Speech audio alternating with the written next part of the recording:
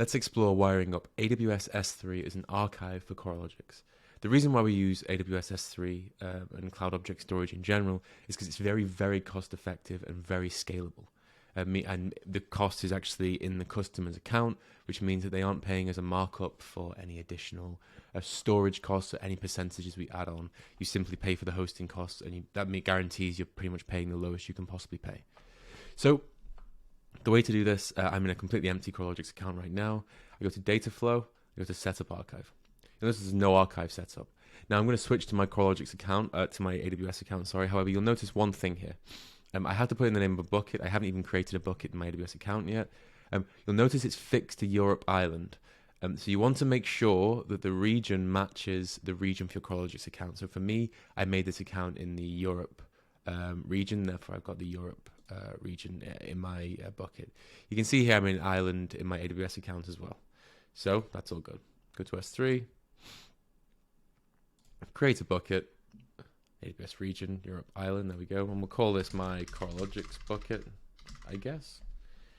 We can get rid of all this stuff. I'm not going to do any of the really advanced stuff around versioning and tiered storage optimization, that kind of thing. We'll do that in a subsequent video. This is simply connecting to Coralogix. So we'll create the bucket here. So we've created the bucket, my Coralogix bucket. Let's go back to the docs and see what they say. So we can do this with CloudFormation, we can do this with Terraform. I'll do this in subsequent videos, but right now we're just going to go with the simple manual configuration. So we selected S3, we've selected a bucket that we're interested in. Navigate to the permissions tab and edit the bucket policy. Okay, so open this bucket up here. We have a permissions tab and we have a bucket policy. There is no policy to display. Public access is blocked because public access is blocked. Turn off this bucket. Okay. So then we can go down to here and we can say, okay, here is my function. So I want to actually paste this. This is my logs and tracing archive bucket. Notice you have two buckets here, one for CX data and one for metrics. So CX data covers logs and traces. Metrics is obviously your metric values. They have two different configurations here. I'll stick with the logs and traces one, but the flow is pretty much identical. You're just going to use the secondary metrics archive bucket here.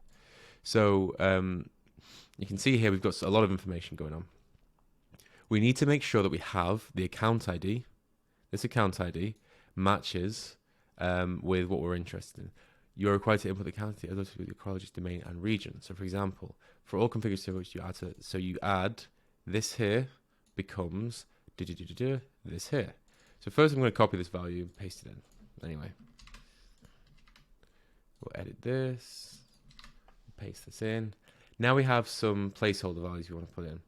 So this account ID root here, we'll go back, needs to become this account ID here.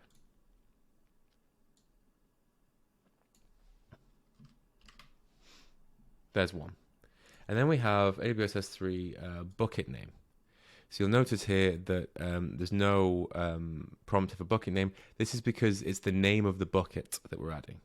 So we've defined this bucket as, if I can just remember the name quickly.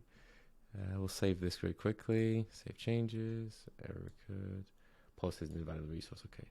So we have my Coralogix bucket here. This is what we're interested in. I'm going to copy this. I'm going to paste it in here.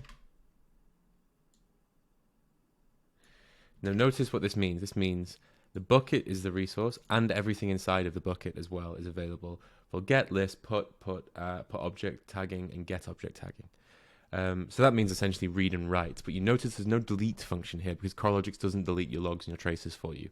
You can set up lifecycle tags, but right now we're not going to do that as part of this. So we've declared our bucket. We've added the right permission there. I'm going to paste my Coralogix bucket in, activate archiving storage, and save that. That's been updated successfully. That's pretty much it. At this point now you have a bucket in place, so you can do a bunch of things with this. You can set up tagging rules, these different retention tags if you want. At this point, this unlocks a lot of different features. So for example, the TCO quota optimizer is now enabled and will work really well because you now have an archive, so you can send logs to compliance level, to monitoring level, and so on. So now you've got this, it's going to work really fluidly for you. So it's really, really easy to set up. Just a quick recap of what we've covered. The region should match your AWS account. So we can see here that we made this AWS S3 bucket in the Ireland region in much the same way. We have an EU Coralogix account. We've had the name of the bucket, which matches my Coralogix bucket up here. We've enabled archiving storage, and we've saved this. And we can see here that we've basically just gone through the rules, and all we had to do was make the bucket essentially and paste in a given permissions snippet. Now, you can do the same thing for metrics buckets as well. It's pretty much the exact same flow. The only difference is that you'll notice that there is a delete object permission additionally. Coralogix needs this to run. So just something to be aware of there, but you're basically going to do the exact same thing. You just click Save Changes, save the name, and add the bucket. You'll notice there's lots and lots of other additional things here. In subsequent videos, we will explore things like KMS encryption, optimized storage tiering, and much more to get the most out of this archive, but this will just simply get you set up. So good luck and get started.